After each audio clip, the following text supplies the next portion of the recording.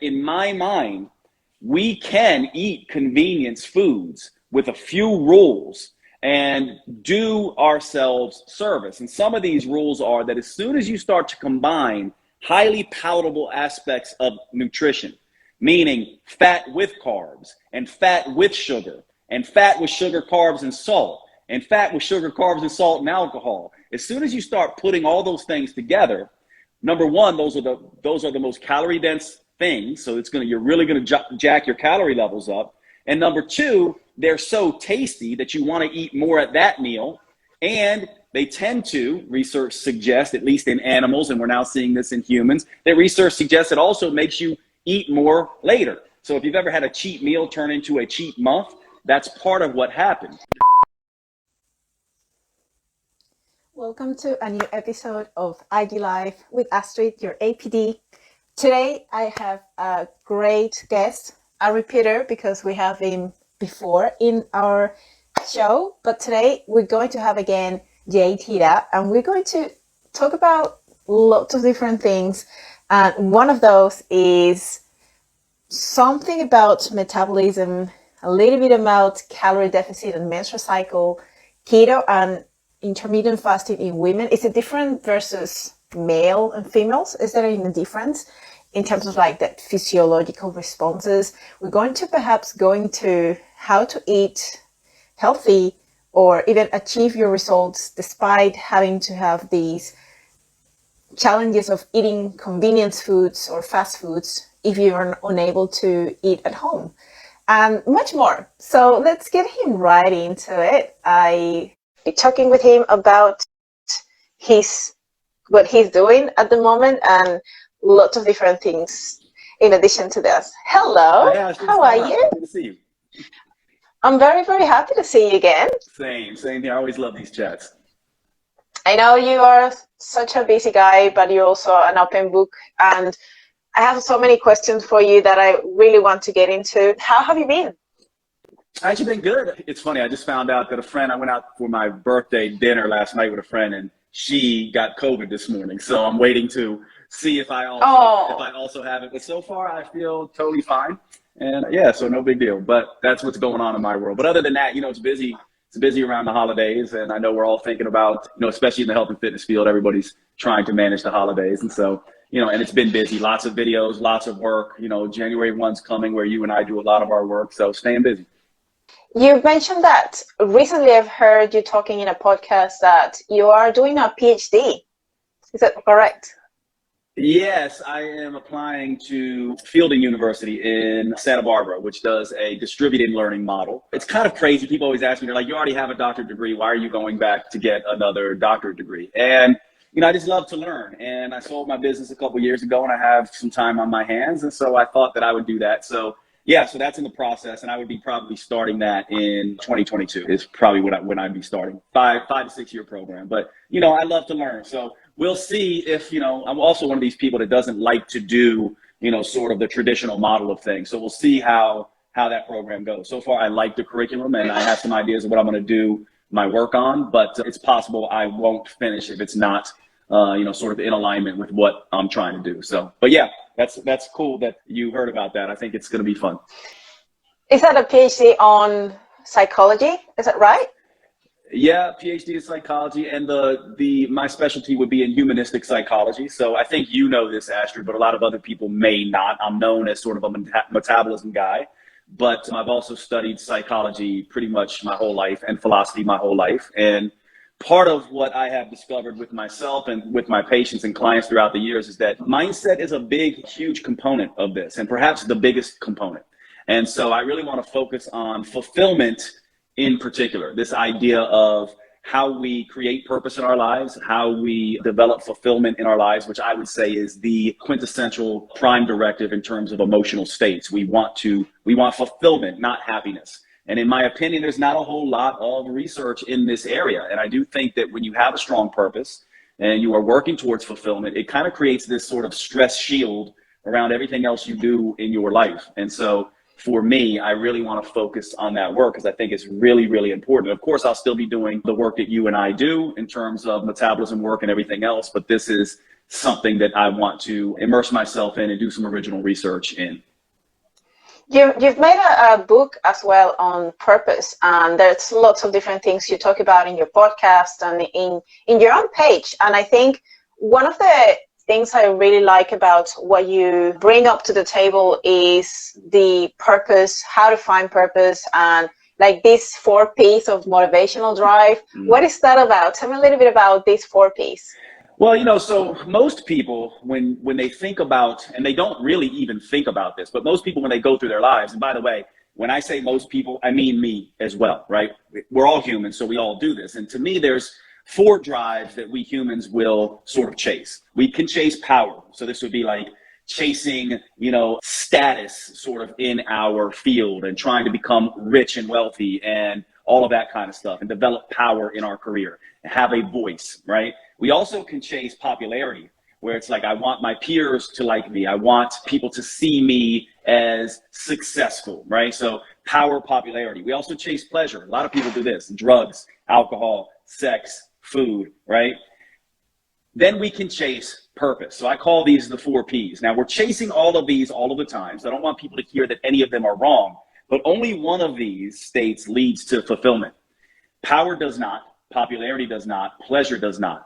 But purpose does. And purpose, very simply, for those of you who are wondering, is just simply the humble recognition that I, Astrid, all of you listening, have particular strengths that are unique to you. There's never been another Astrid on the planet. There never will be again. There's never been another me on the planet. There never will be again. And all of you listening, you are unique. There will never be another human like you, nor has there ever been a human like you. And out of that comes this humble recognition that we have a unique experience and unique superpowers, unique strengths that we can bring to the world, that only we can bring to the world, and that our voice is unique. And in that is our purpose. In that recognition is this idea that if I show up and I deliver this to other individuals, this quintessential thing that makes me me, then I can have fulfillment. And I'll give you an example of this. You and I teach a lot of the same things, right? But we are distinct and different. We have different voices, we have different expertise, we have different ways of saying things. And so we show up to the world with our purpose. But there are going to be some people who see me, hear me, look at me and go, I don't like Jade, I don't want to hear it from him. Or I do like Jade, I want to hear it from him. And there's going to be other people who just go, I really vibe with Astrid and I want to hear it from her. And so we could even be teaching the same exact things, but we have a unique energetic signature, like a spiritual fingerprint, that when we show up and do this work, certain people are going to follow you. And I look at this as, this to me is why we are on the planet in the first place. Each of us have a purpose potential that we need to and feel compelled to see to its completeness. And there's many different ways to do this, by the way. We don't find purpose necessarily, we create it. And we create it out of our superpowers, and then we create it out of one more thing, our unique pain. So for me, I've not been a guy who's been lean my whole life. I've struggled with metabolic issues. So it's not surprising that I teach some of this stuff. I also have struggled in my personal life in the past with honesty and things like that. So it's no surprise that once I figured that out, I began to teach that as well. So if you want a shortcut to purpose, those of you listening, you want to be thinking about your signature strengths, your superpowers, and your unique pain. Put those two together, and now you have a unique voice and something that other people will want to learn from you, if that makes sense. I love that. And I wonder, what is your superpower, Jade? Well, you know what I think it is? And this was a surprise to me, by the way, because I grew up in the United States. We have this term that we use called dumb jock, right? And a dumb jock is just a guy who's an athlete but doesn't have much of a brain. So most of my life, I grew up thinking and behaving as a dumb jock. I lived into that storyline. But as I learned and I grew and I decided I wanted to be something more, what I discovered is that I was a good communicator. And as I learned even more, I also discovered that not only was I a good communicator, I am a great communicator. I have the ability, a superpower, to explain very complex things in simple ways. And I didn't come up with this. I heard it so many times that I had to start going, wow, maybe they're right. And so in a very strange twist of fate, my purpose now, I've chosen it to be teacher. Now I could have chosen healer because I am a doctor, right? And part of my purpose is healer, but I chose teacher because I think that my signature strength is to be able to explain things in a way that people can understand. And I choose that. Now it will perhaps evolve, but I think that is my superpower. And then out of my pain, struggles with my own weight, struggles with my own, health, struggles around, honesty and some personal development stuff, brought me to teach and communicate and help others get over things around physical development and personal development. And so that's why I'm here today. And I bet you if all of us look, you could do the same thing, Astrid, everyone listening. If you look, you can see a very clear thread of things priming you for several different purposes. Now, I could have 5 or 6 different purposes that I could choose. I just happen to choose teacher. All of you listening, I'm sure if you look at your threads, if you say, what are my strengths? You have more than one. And what are my pain points in life? You have more than one. Out of that, you can develop a stronger sort of purpose, and you create it. You just choose it. You say, I am going to show up this way. And one thing about purpose too that I'll say that I think is confusing, most people think that you have to be making money doing your purpose, otherwise it's not purpose. And I think that is exactly wrong. The vast majority of people, their job finances their purpose. Their job is not their purpose. And so I think a lot of people miss purpose because they think their job is supposed to be their purpose. But most of the time, your job simply finances your purpose. Now, you and I are lucky, right? Because we get to do our job. Our job is our purpose. And that is unique. I think it's rare. But for most people, the job simply finances the purpose. And you can choose purpose in lots of different ways. For example, my purpose when I go out, like to a Starbucks or a coffee shop or walk around town, is just to make people smile. Like legit, that's my purpose. I just want to bring good vibes. So I try to make eye contact. I try to smile at people. I know that I have an energy. That's another strength of mine. I know I have an energy that makes people pay attention. Now, if I don't smile, they can kind of be afraid because I kind of also have a look that looks kind of rough and, like rough and tumble. But I also go, well, people are paying attention. When I walk into a room, for some reason, my energetics turn people's heads. People pay attention to me. So why not now? That's a strength combined with a pain point, because when I was in high school and I was young, I didn't pay attention to many people. I was kind of egotistical and arrogant and self-centered. So, that bothered me. So that was a pain point for me. So now I go, well, I have a strength that people notice my energy. And I also have a pain point where I didn't pay much attention to people when I was young. So now when I go out, I try to pay attention to people and say hi and give them compliments and look at them and make eye contact and smile. So that's a different purpose, different than my teaching purpose. That's just a purpose of bringing light and good vibes into the world. And all of us have this power. And when you show up this way, you can have fulfillment because it's very intentional. And so the final thing I'll say on this, if you really want to know how this is done, take the pain that you have right now. Like I know you have it, Astrid. Somewhere in you there is pain, just like there is me. I know all of you listening have pain because we're human. It could be around a romantic disappointment, could be around the loss of a loved one. It could be around job, stuff and success frustrations or whatever. Whatever that pain is, take that pain in yourself, look for that same pain in others, and take your unique lessons and try to help them learn those lessons. Find other people's pain that is like your own and help them overcome it. And in a roundabout way, you overcome your own pain in the process. And this is the game of purpose. And this is how I think we should be showing up in the world for fulfillment.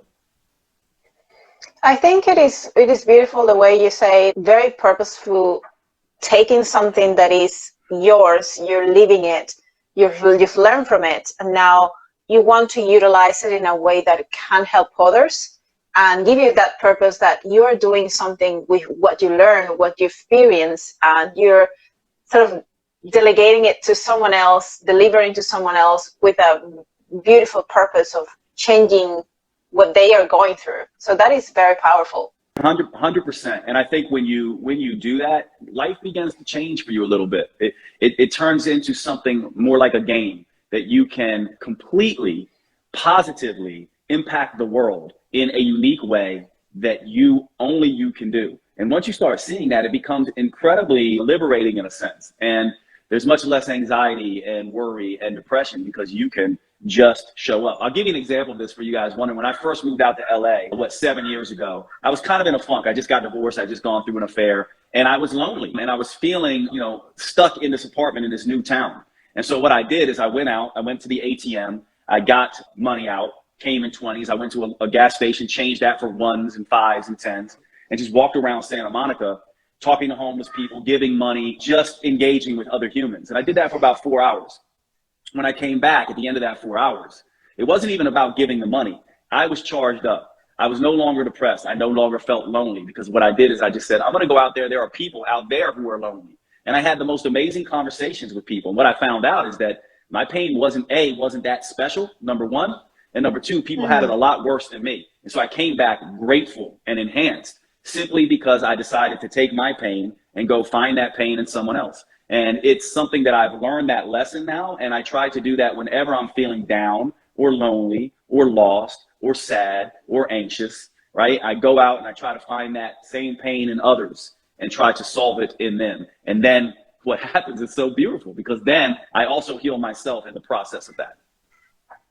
Trying to connect the dots with something that people experience a lot, and especially recently, there seems to be a lot of attention around managing anxiety, stress, depression, and how people really try to turn to food as a coping mechanism to escape from that uncomfortable feeling, that uncomfortable situation. What would be your best advice dealing with these uncomfortable feelings with these skills of utilizing purpose to perhaps readdress these emotions? Yeah.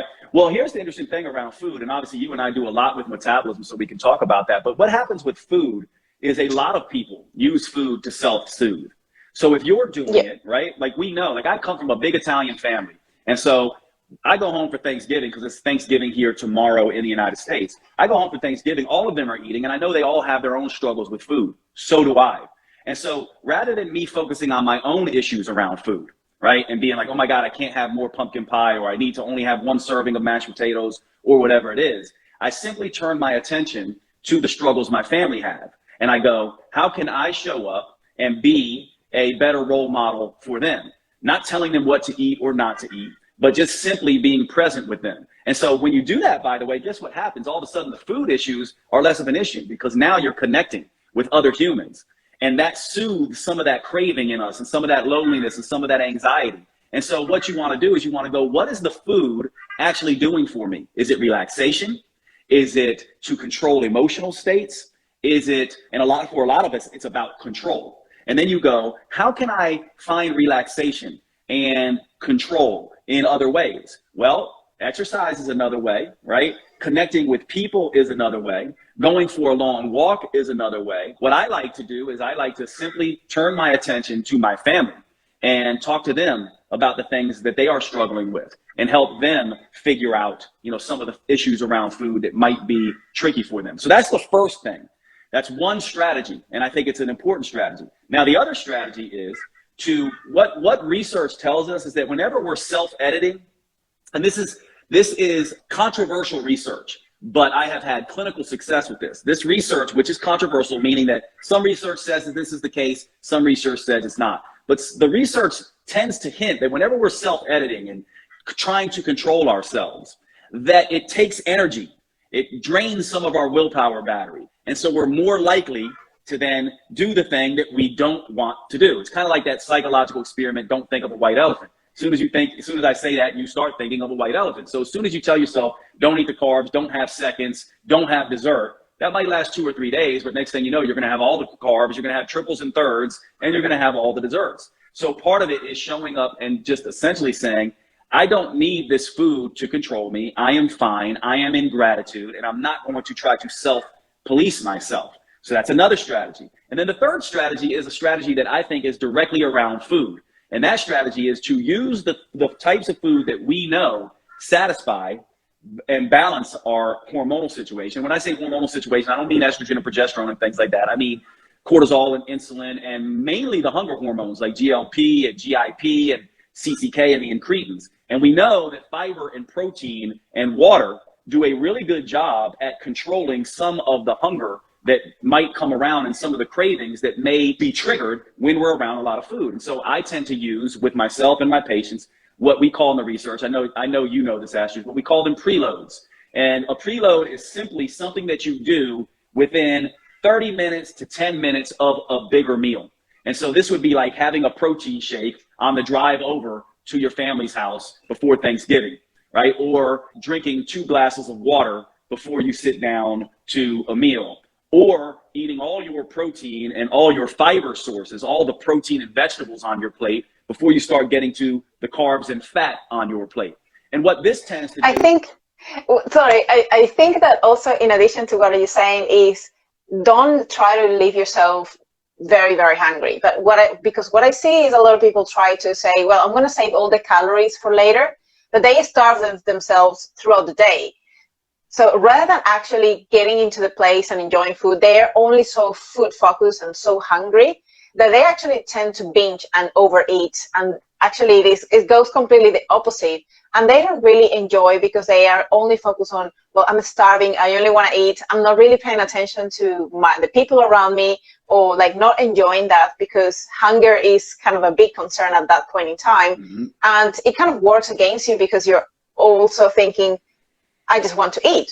And when you're very angry, like your choices not always go side with your intentions and may go out of hand. So I think it is also be really strategic about how well you distribute your food. Maybe, as you say, protein preload and prioritizing your, at least the lowest calorie foods or high protein, a lot of vegetables throughout the day.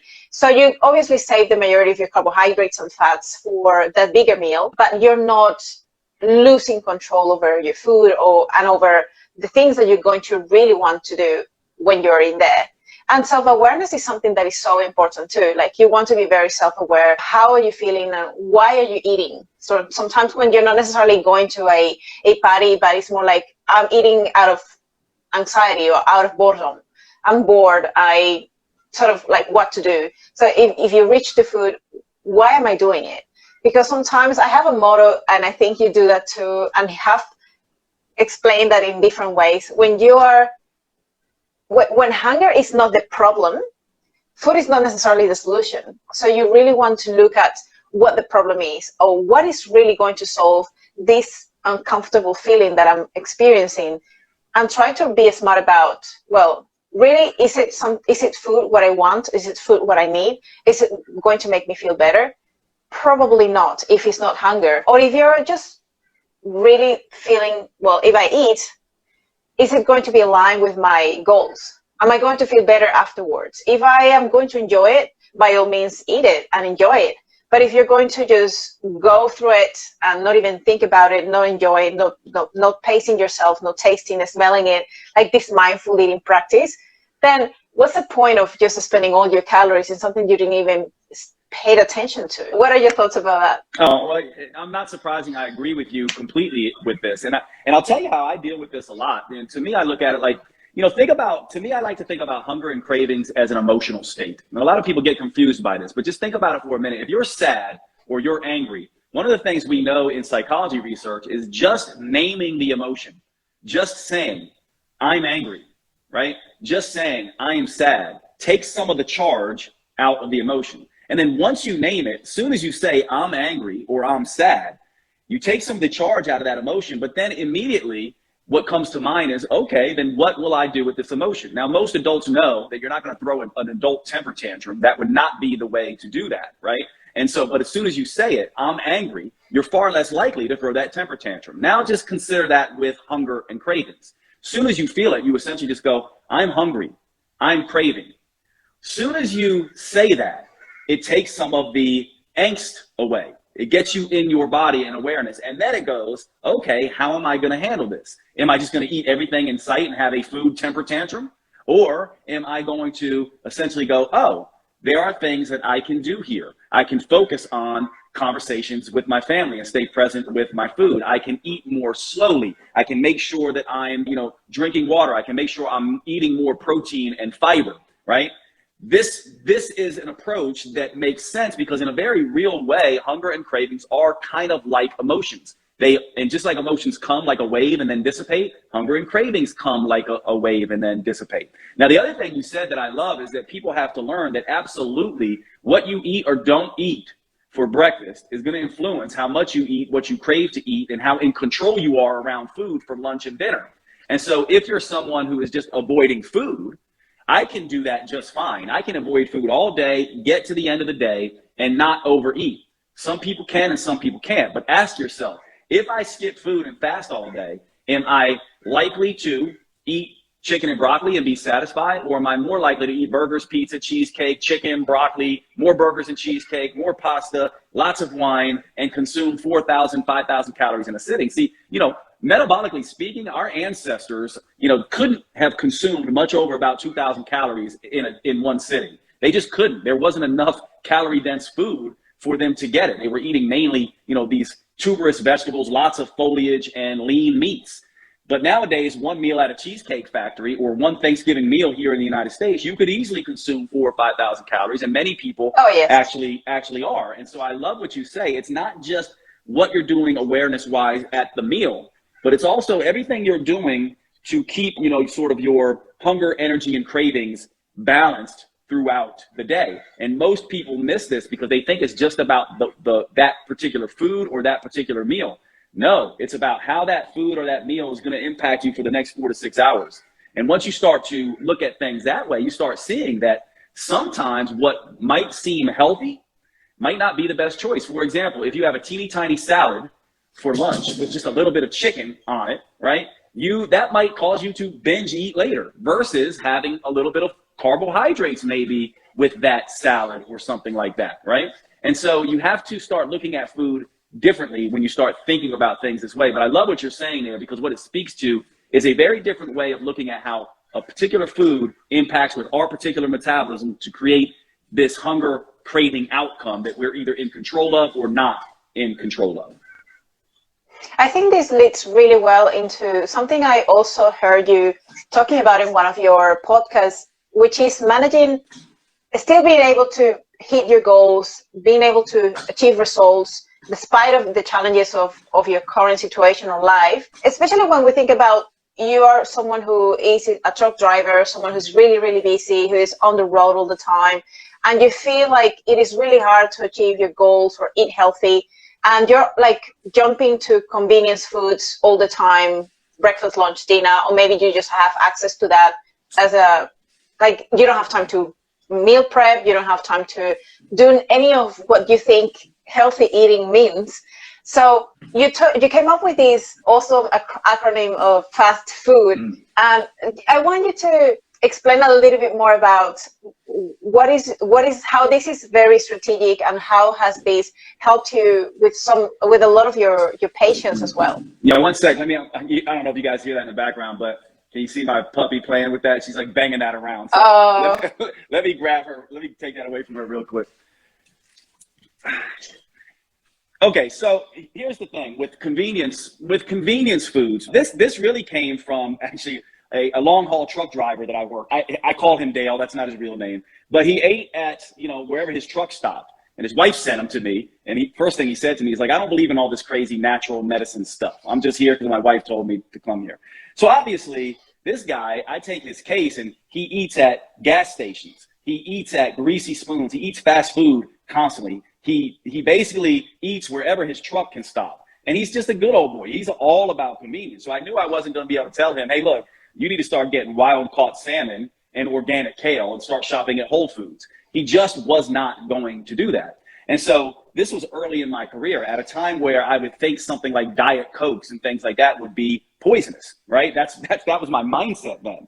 Well, he was doing real Coke. He was doing burgers and all that kind of stuff. So basically what I told him is I said, look, what I want you to begin to do is I want you to eat at all the places that you currently eat. But when you go to your fast food places, I want you to avoid the combination of fat and starch or sugar. And he goes, well, what's that mean? I was like, well, whenever you see bread combined with a fatty piece of meat, you need to take the bread off that. And this comes out of a recognition that someone who's diabetic, which he was, does not handle carbohydrates well. So I'm not saying this would be great for everyone, but what I wanted is to focus on fat and protein. He was also a big guy, so I wanted to control hunger with fat and protein. So I had him strip off the buns. I had him stop eating candy bars and start eating nuts. I had him stop having Coke and start doing Diet Coke. My goal was simply to go, I'm not going to change where he goes. I'm just going to focus on the choices that he is making. Right? I told him to start getting Slim Jims and beef sticks and things like that and nuts and seeds. And he looked at me like I was crazy, but he said, you know what? I can do that. And that's all I really wanted him to say. I can do that. Because here's one rule that we all should remember. Any change we make in my mind, should be as easy or easier than what it's replacing. If we can't do that, we are going to fail. And so what I did was give him choices that were as easy or easier than what he was already doing. Now, he went away. I never thought I'd see him again. He came back 3 months later, about 30 pounds less, and was off his metformin. He was no longer diabetic. So what this means is that in my mind, we can eat convenience foods with a few rules and do ourselves service. And some of these rules are that as soon as you start to combine highly palatable aspects of nutrition, meaning fat with carbs and fat with sugar and fat with sugar, carbs, and salt, and fat with sugar, carbs, and salt and alcohol, as soon as you start putting all those things together, number one, those are the most calorie dense things. So you're really going to jack your calorie levels up. And number two, they're so tasty that you want to eat more at that meal. And they tend to, research suggests, at least in animals, and we're now seeing this in humans, that research suggests it also makes you eat more later. So if you've ever had a cheat meal turn into a cheat month, that's part of what happened. So what I basically did was teach him that simple rule. Focus on protein and fat, or protein and fiber, not fat and carbs, not sugar and fat, not sugar and salt. And it made all of the difference. And so will this work for everyone? Here's the thing that I know Astrid and I share this philosophy. Not necessarily, right? Doesn't mean that for every single one of you, this is going to work. But it does illustrate that sometimes you cannot let perfect be the enemy of good. And that's what we're talking about here. Yeah, and I love that you came up with this acronym as well. Like, it is very easy to sort of follow how fast food, that word, actually every word means something that sort of helps you remember, what should I be doing if I am someone playing that same scenario as your patient? Yeah. And just to go through the acronym real quick, I won't go through the whole thing, but basically each of those letters, if you want the full acronym, you can go to my podcast. It's podcast episode, 138, I believe, on the Next Level Human. But it's very easy. It just basically says, eat fat over starch. If you have to choose, don't combine fat and starch, right? Just don't do that. Focus on fat and protein. Remove the carbohydrates. Never combine sugar and starch and fat when you are at fast food places, if you really are eating in a convenience way. It's very simple from that perspective. And so that acronym just goes through the different rules around that. But that is, in a nutshell, what we're talking about here. And I love that you bring this up, because I think it's something that in the health and fitness space, we tend not to want to focus on easy solutions for people. We tend to get overly enamored with intermittent fasting and keto diets and, time restricted feeding and all of this kind of stuff, never stopping to ask, is this actually convenient for people, right? Because it's got to be convenient. If it's not convenient, then it's not going to work. And then asking, is it sustainable, right? So it might be convenient for a week, 2 weeks, but is it convenient for 2 months, 2 years? These are the questions that we should be asking ourselves. These are the questions that any of you who are wanting to change your relationship around food should be asking. I just shot a video for my company on the worst time of year to start a diet. Well, you know what it is? It's January 1st. That's the worst time to start a diet. It's the worst time to start a diet is Monday. You shouldn't be starting a diet, because by starting a diet suggests that you're one day going to stop it. And so this really should be something that you go, is this sustainable? Can I do this for the rest of my life? That's how you should be making these decisions. And that's why convenience eating becomes really important for you to know and understand. I 100% agree. And now that you bring up keto or intermittent fasting, I know that you have a big strength on talking about metabolism and female hormones and hormones in general. And I think that something I wanted to ask you about is whether you have had experience working with your female patients. Is it keto or intermittent fasting acting differently in female hormones or like in the female physiology? When we compare females versus males, are they going to respond the same with the same protocols, the same calorie restriction? And also like thinking about your menstrual cycle and like being that disrupted because of your or of a huge calorie deficit or a huge change in your macronutrient ratio. Will this affect females differently? I think it will, and I'll make it very simple for everyone who thinks it doesn't. Think about this. I'm a guy. I don't have times of the month where I have less willpower, more cravings for certain kinds of foods, or feel like my brain chemistry has changed. Women do, men do not, right? And you might say, okay, well, what is now? Not all women do, but women certainly, from the time they start menstruating, start noticing differences in the way their mental state, their mood, their sleep, their hunger, their cravings, changes in libido, changes in exercise performance and exercise recovery, change around the menstrual cycle. And women know this from the time they start menstruating. Now, men never have this. Meanwhile, research has been horrible in terms of including women in research studies. So we're in a really tricky state that is changing, but it's changing slowly. And part of the reason it's changing, by the way, it's not a conspiracy theory. It's not because, the research industry hates women. It's partly because when you try to take into account the menstrual cycle, it is different for each woman. It is incredibly hard to do a study that controls where you are in the menstrual cycle and what your estrogen progesterone levels are, because it's different for each woman. Each woman has this hormonal fingerprint that is unique to her. I've mapped thousands of these, and I've seen that no woman is exactly the same. So now try to put that into a research study and you get some confounding factors. And always remember this with research. People don't like when I say this, but it's absolutely true. Research studies are a tool for averages, not individuals. And so in particular with women who have these very different hormonal situations, you are having a situation where it is different. Now, having said that, I will say most women do just fine. I won't say most, but plenty of women do just fine on keto diets and intermittent fasting. So just as we should say women are different than men, I also think it is kind of ridiculous to say all women should never do keto or never do intermittent fasting. Some women absolutely crush it on those particular regimes. It's just to essentially say that the female hormonal situation is different than a man, and we should start saying that and taking that into account. And we should understand that, in my mind, the way I like to look at this is that female metabolism is more sensitive and refined than a male. And that makes sense from my point of view because I don't ever have to carry a baby. Now, whether you want to as a woman choose to do that or not, your physiology is built to get pregnant, carry that baby to term, and support that baby's nutritional needs as well as your own. And estrogen and progesterone are what are talking to your metabolism to get you prepared for that.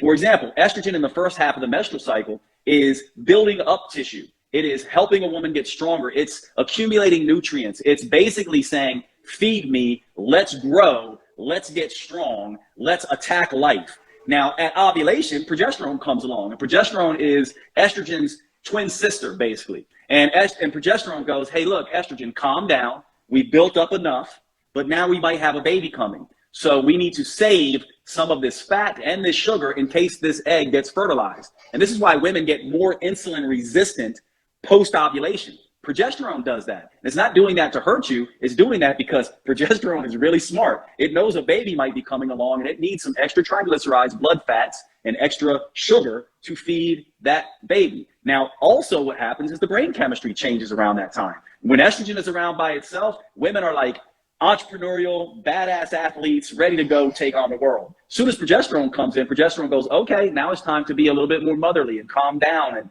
ease up a little bit because we might need to save some of these resources and some of this energy for this particular baby. So based on that, you can kind of see that perhaps for some women in the first half of their menstrual cycle, keto diets and intermittent fasting might do great. Estrogen can handle it. She's an athlete. She's an entrepreneur. She's a badass, right? Maybe though, in the luteal phase, when progesterone is around, perhaps not as much. And this is a conversation that we should be having. Now, again, every woman is completely different. So we cannot make general rules like this, but just this brief discussion about the biochemistry of these two hormones shows you that perhaps there are better times to do extreme dieting, including intermittent fasting and keto diets, which, by the way, can be extreme and sometimes cannot be extreme. So I don't want to say they're always extreme, but and perhaps there's times when it's better. Now, for you women who are perimenopausal or menopausal, you're losing progesterone in the perimenopausal state, and you're losing estrogen and progesterone in the menopausal state. And this also changes things. Remember, estrogen and progesterone are two hormones that help balance against stress. So as soon as they're gone in the perimenopausal and menopausal time period, stress becomes more of an issue.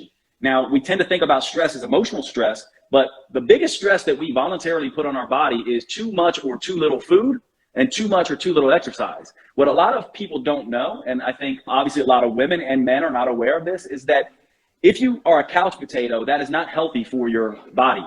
Eating more and exercising less. that's going to create some issues. But also, eating less and exercising more in an extreme way is also not doing you any favors, especially if you don't have estrogen and progesterone there to buffer against that stress. And this is, again, a time period where maybe keto diets and intermittent fasting are a little bit more of a slippery slope for women. So that's all I'll say on that, and see where you want to go. But hopefully that answers some of those questions around that. I love that. And I think you brought a really important point talking about menopause and perimenopause. Like, there is a really fine line between what is too much and what is too little, and finding that really good balance is strategic for that person to achieve what they want to achieve without getting into that stressful environment for their metabolism, and for them to be adherent and consistent with. Because I guess the other issue is that sometimes if you don't control these aspects and your hormonal, like cravings and hunger and your hormonal balance, it takes you to a place where you might fall into, I am much hungrier now, or I am unable to manage my energy level, so I'm not showing up to the gym. So that brings inconsistency to what you want to be consistent. 100%. And not being consistent is what pretty much at the end of the day starts showing up as like you're not seeing results. So I see that all of these things indirectly may affect your adherence and your compliance and your consistency. And when you look at the big picture over a period of time, you can see, and I like tracking the things over time. Like, I use like my consistency calendar all the time to see with each of my daily goals if I am achieving them or not towards my bigger goal. So I think when I see the bigger picture and I wasn't able to tick off lots of them for a few days in a row, then I can say, well, that's why I'm not achieving my goals, because I am not really being consistent. But why I'm not consistent? Well, I'm not managing well my cravings, my energy levels. There is something off, that I'm either doing too much or too little, or not finding that right balance. So I love that you're bringing this up, because that's fine line and finding that balance, especially when we're looking at dieting or entering a fat loss phase. Women especially are very focused on go very, very aggressive, and they want to lose weight fast. But sometimes being too aggressive is not the best way to go about it, especially if it's going to hinder your progress along the way. You might be able to sustain it for 2 weeks, 1 week, maybe let's say optimistically 4 weeks, but then your motivation starts fading, and then everything else starts like feeling that it is a really hard job to do. Yeah. You know, I call it, I like using these little terms. A lot of people in the industry don't like these terms, but I like to use them for people who aren't experts. And what I call this is the metabolic credit card effect. What ends up happening with a credit card is you can buy what you want now, but then there's steep penalties later. So it's the same thing with dieting. Your metabolism will push back against you. So just like you wouldn't run up your credit card and have no plan to pay it off, you should not be running up debt on your metabolism either. And that is part of what is going on here. Now, how do you deal with this? Well, one of the ways I like to deal with this is to stop thinking about diet as all one thing. So you have your plan A, maybe around, in your follicular phase, you're eating one way. Maybe in your luteal phase, you're eating another way. Maybe when you're in your luteal phase and in a particularly stressed out period at work, you're eating another way. So you have diet A, diet B, and diet C, and you pull them out when you need them. And so you're not just trying to do one thing across the board. You have to have contingency plans in place, in a sense, to take this into account. And yes, I do believe 100% it is not mainly, but women in particular are dealing with this because they go through, look at it, think about it, right? Women go through 4 or 5 stages of hormones in their life. Men go through 2. Women have 2 main sex steroids. Men only have 1. Women have fluctuating hormones throughout the month. Men are static. Guess who is mainly driving the diet industry? Men. This is a problem.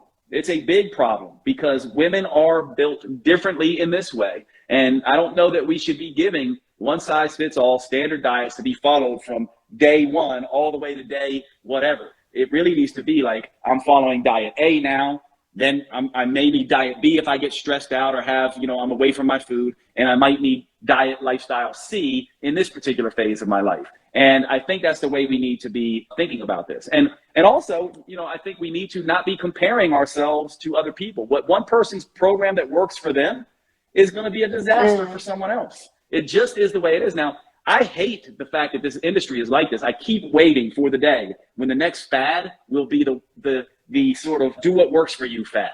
That's what we should be doing and teaching in nutrition. Do what works for you. Find what works for you. Stop being a dieter and start being a detective. Stop outsourcing your nutritional information to people like myself, frankly. Instead, use people like me and Astrid, who have a lot of experience working with people like you, to give you clues and tips and tricks how to find what works for you. The more you keep doing this whole thing where you're just following these one-size-fits-all things and jumping on the next fad, the more you are going to be in the same position next year, 5 years from now, 10 years from now, and so on. It's time to ease up on the craziness. I agree 100%. And that is one thing that I find that a lot of women particularly get so fixated on, which is the scale.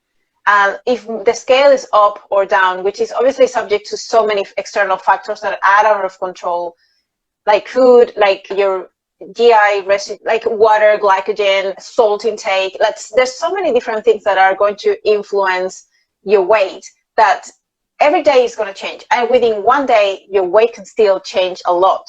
So what in your experience and with your clients, what are some of the ways you measure progress apart from the scale? Because a scale is a tool, but we have obviously our biofeedback. We also have our blood markers. We also have things that we can see in a more bigger spectrum. So what are some of the things you generally work with? Yeah, well, there's two things. I say this a lot. There's two things required for weight loss, right? A calorie deficit and hormonal balance. There's only one way to know you're in a calorie deficit. Only one. That's it. You don't know. You cannot do this through, I don't care if you've been to a laboratory and gotten your basal metabolic rate tested. The only way that you know you're in a calorie deficit is if you're losing weight, okay? Now, you know if your hormones are balanced, if your hunger, energy, and cravings, and sleep and mood, and exercise performance and exercise recovery are all balanced. So you have to track both of these. The first one, you track biofeedback. I call it SHMEC, sleep, hunger, mood, energy, and cravings. If your sleep, hunger, mood, energy, and cravings, if your SHMEC is in check, you can be relatively sure that your hormonal situation is balanced. Now, the next piece with the scale, I believe you have to track something here if you're really trying to get results, but it does not have to be the scale. It can be the scale plus inches around your waist, which I really like inches around the waist, partly because the waist is not a heavily muscled area on most people. It's less prone to fluctuations. It can if you're someone who gets bloating and stuff like that. And it's a pretty easy measurement to look at inches. And then the way your clothes fit. And now, of course, we have selfies and things like that you can do progress tracking. So I like to do a waist measurement pretty much daily, right? Measuring around the waist so that you can learn what makes it fluctuate, but it's not going to fluctuate like a ton, like, your weight. Weigh yourself maybe once a week, but if you're someone who obsesses over weighing yourself, don't weigh yourself at all. Do a selfie once per month or so you can compare, the two. And you also can do, in my mind, I love for women to do the bust across the nipple line, the waist, and the hips, because that will give you the hourglass shape. And so you measure your waist at the smallest portion between the rib and the hip bone. You measure your bust across the nipple line with the sports bra on, and you measure your waist at the largest point of the protrusion of the butt. And then you look at the ratios of those two. The ratios of waist to chest and waist to hip should roughly be, ideally, it would be around somewhere between 0.6 and 0.9. And you kind of want them to be equal in a sense. And that gives you that hourglass shape. What I like about this number is it doesn't matter if you are bigger boned or carrying more weight or smaller bone and carrying less weight. You still will have this ratio be the same. And it's a really good way to do it. But I do think you have to track on a regular basis. Pick the thing you're not going to obsess about. And there's many different ways to do it. Clothing, waist measurement, which would be my favorite, weight on the scale, and then selfies once per month. If you don't want to track, because I get this a lot, how can I lose weight without tracking? Can you do that? You certainly can, but here's what will happen. And you can certainly do that. The fact of the matter is, though, you will not know if you're someone who is not getting results. You need to be able to have a measurable marker that tells you you're not getting results. Because we all know what it's like. I can wake up one day and be the fattest person on the planet and just be in a good mood and feel like I look good. Other days I can go look in the mirror and be, super lean, but just not be in the right mental state and I look fat to myself. We all know that this goes on in our psychology all the time. So we do need true markers for this if you really are trying to get results. Now, I certainly think, if you're someone who doesn't want to weigh, track, and measure, That's totally up to you, but just realize it is going to be a little bit harder and you're not going to know where you stand. We have data on this. We have like, there are people who have successfully lost over 10% of their weight and maintained it, right? There's a whole database of these people. One of the things that they do is they track, weigh, and measure a ton. And I agree. And I think the other problem sometimes seems to be when we think about macro tracking, can you still, like, I get a lot of these questions all the time. Are you able to lose weight without necessarily tracking one single macronutrient? And this can be tricky because you can, but there is probably going to be a point where you probably are not going to be as accurate, or you're going to hit a plateau and no longer finding that calorie deficit unless you know what your numbers are. And once you find what the numbers are, you can act upon them. But what are some of your strategies? To me, I think that the easiest way to do this, it's the easiest hack and the easiest secret in our industry. And it has to do with protein, tracking protein grams. If I was going to say there's one thing that you should track protein grams. And to me, think about pounds of body weight. So if you think in kilograms, just think pounds. Think about lean body mass as the lowest amount of protein you want to take in grams, up to body weight in pounds as the highest amount of protein you want in grams. And I can guarantee you, if you just do that, you just track that one thing, most all of you, 80% of you, are immediately going to have less hunger, less cravings, more stable energy, and create an accidental calorie deficit. For almost all of you, that is what's going to happen. Now, it is hard to do, and it's hard to do over the long run for most people. But that is one of the big things that I do. Now, for you vegans and vegetarians, protein's a little bit more tricky. So you can use fiber for yours. And what I typically say is you want to add fiber in slowly. You want to track and say, how much fiber am I eating in a day? Because most vegans and vegetarians are not vegans and vegetarians. They're starchitarians and starchins. We want to make you vegans and vegetarians. I know paleo dieters who eat more vegetables than vegans and vegetarians. So with vegans and vegetarians, you want to essentially go, hey, how much fiber am I getting in? If I'm at 30 grams, let me try to get 50. If I'm at 50 grams, let me try to get 60, right? That will also do the same thing. And if you're a vegan or vegetarian, think about some of the high fiber, high protein foods like lentils. They're nearly equal in fiber, protein, and starch. But this is something that you're going to want to pay attention to. And what I would say here is, like, you don't have to track. You might still lose weight, but you're also more likely to be confused about results. I agree. And I think it is really important to find what is going to be ideally working for you in a sustainable way. And sometimes you can utilize different strategies and different tools in different stages. Like, you don't always need to be tracking your macros, but perhaps it's just building that baseline, that foundation, that knowledge that is going to get you in a better place when you're no longer tracking, because you already have that knowledge. So I guess every single strategy is going to work in different stages and build some skills around those. Yeah. And now, I know that, okay. Now, I was going to say that you are very, very good at explaining that there has to be a balance, and there has to be a strategy that works for you, what is going to work for you and that you can sustain. So that is the key part of achieving your own goals and maintaining something that you can see yourself doing for years and not feeling like it is a chore or it is a diet.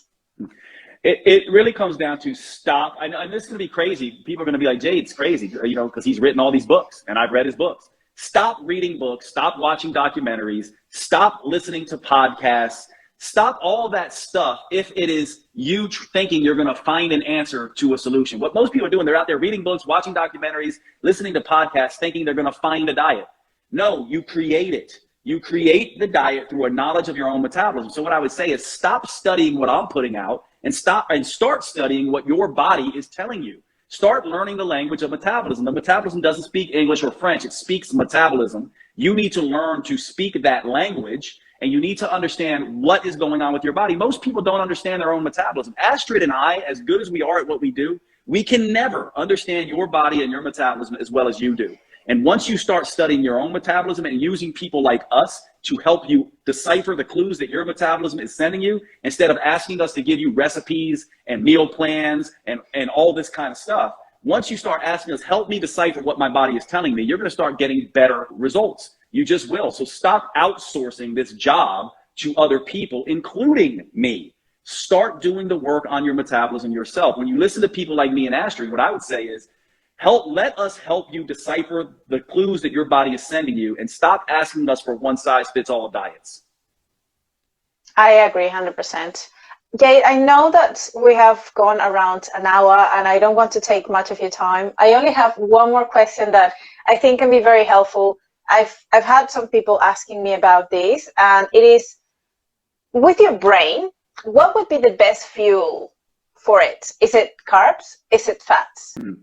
Well, here's what's interesting. There's several different ways to look at this. If you eat carbohydrates and fat in a mixed meal, your brain is going to go for those carbs first. So if your brain is sitting there and it's basically saying, I want one of two fuels and I have a choice, and you just gave me a choice, I'm choosing glucose. In fact, the brain can't really use fat for energy, by the way. It has to use ketones. So when people say the brain thrives on fat, that's actually wrong. The brain thrives on either glucose first or ketones second. Now, ketones are made from fat, but the brain does not burn fat. Now, the body, if you give the body a mixed bolus of glucose, sugar, from carbs or fat, it's burning those carbohydrates first. So to me, that tells you the primacy of that particular fuel. So I don't know where this whole thing about fat is a better fuel than carbohydrates came from, but it is not biochemically sound information. Your body will choose carbohydrates first. Now, here's the other part of this story.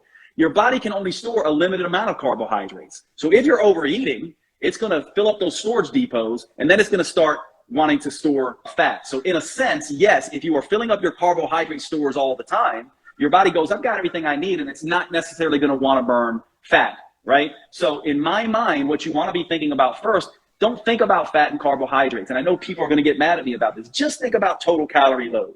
It really is. We've had this battle. And by the way, I used to be on the side of the carbohydrate insulin hypothesis. It did not pan out. Research just does not support it. Calories matter most. And what I would say is, get your calories from the fuel that serves your body. So we can talk all day about biochemistry and what the brain does and what the body tends to do. But you know when you feel better. Just ask yourself this: if I have eggs and bacon for breakfast, will I be able to go 4 to 6 hours without food? And at the end of that 4 to 6 hours, am I likely to be able to have chicken and broccoli, or will I want cheesecake and pizza? If you can go 4 to 6 hours off bacon and eggs and then want salad and chicken, then you're do better on fat. However, if you're someone that's like, no way, if I had eggs and bacon, I would be craving food all day and crushing everything in sight, then maybe you want to be the person that does eggs and oatmeal instead, or just oatmeal and yogurt. So again, it comes down to your body. What can you eat that will keep you 4 to 6 hours, your schmeck in check? And to me, I think we get in these arguments about the biochemistry and all these mechanisms. They don't matter unless it matters for the individual in the end. I don't care whether carbohydrates or fat biochemically is a better fuel. What I care is, what's a better fuel for you? When you eat only fat, how long will you last, and how satisfied will you be, and how easily will you create a calorie deficit? If you eat only carbs, how full will you be? How satisfied will you be? How long will you stay full? And will you be able to reach a calorie deficit? In my mind, that's all that matters. So I don't care if you're vegan, vegetarian, keto, paleo, primal, whatever. I just want you to eat in a way that balances your hormones and creates a calorie deficit effortlessly. All the rest does not matter. And in fact, chasing these mechanisms doesn't help the individual, in my opinion. No, I think you are just hit the nail in the head, and I completely agree with that.